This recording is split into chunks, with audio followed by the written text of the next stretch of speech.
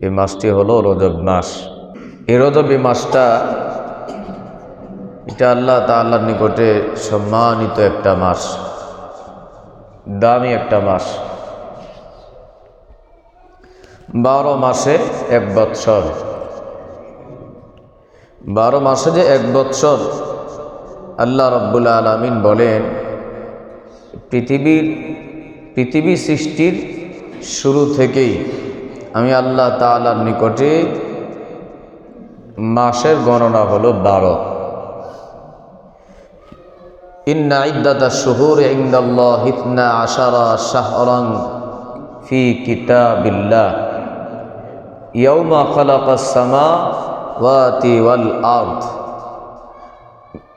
আল্লাহ তাআলা বলেন, যেই দিন আকাশ এবং জমিন সৃষ্টি করা হয়েছে ওই দিন থেকে আমি আল্লাহ তাআলার নিকটে মাসের গণনা হলো 12। মিনহা আরবাতুন হুরুম, এই 12 মাসের মধ্যে 4টি মাস আমি আল্লাহ তাআলার নিকটে সম্মানিত মাস।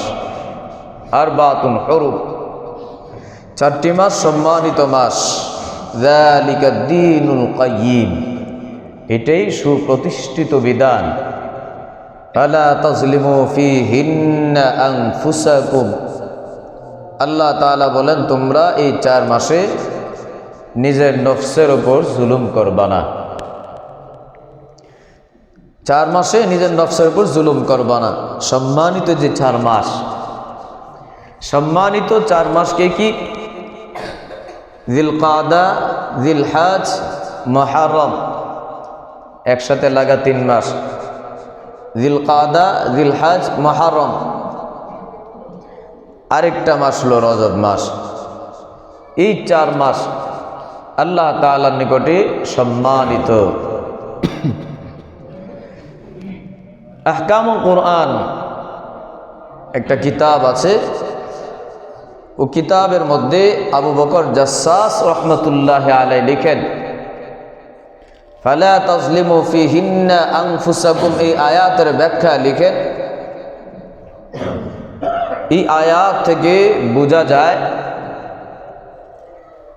কেউ যদি এই 4 মাসে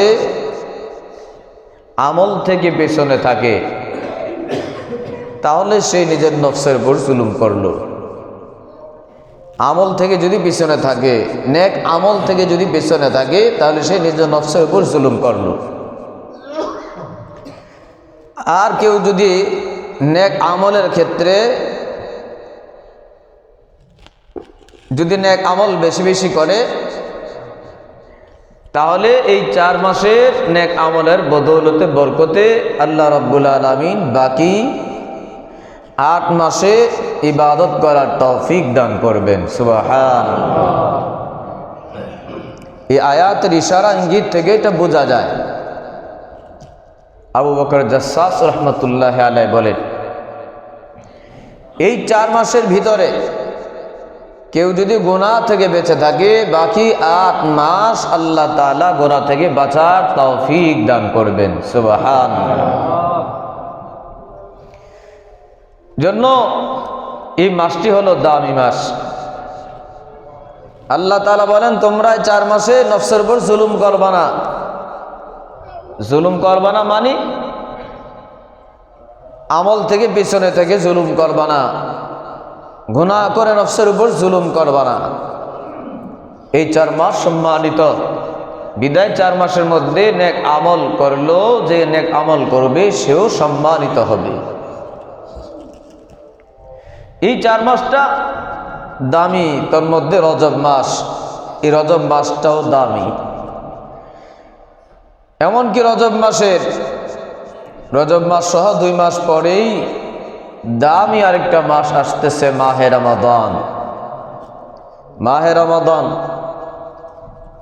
2 মাসের চেয়ে কম আছে,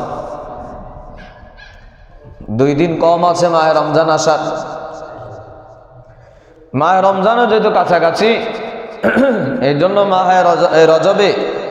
রজব মাস শুরু হওয়ার পর থেকে নিয়ে রাসূলুল্লাহ সাল্লাল্লাহু আলাইহি ওয়াসাল্লাম বিশেষ করে আল্লাহ তাআলার কাছে দোয়া করতেন, হাদিসে এসেছে ইদা দাখালা রজব, যখন রজব শুরু হতো রাসূলুল্লাহ সাল্লাল্লাহু আলাইহি সাল্লাম দোয়া করতেন, আল্লাহুম্মা বারিক লানা ফি রজব ওয়া শাবান ওয়া বাল্লিগনা রমাদান।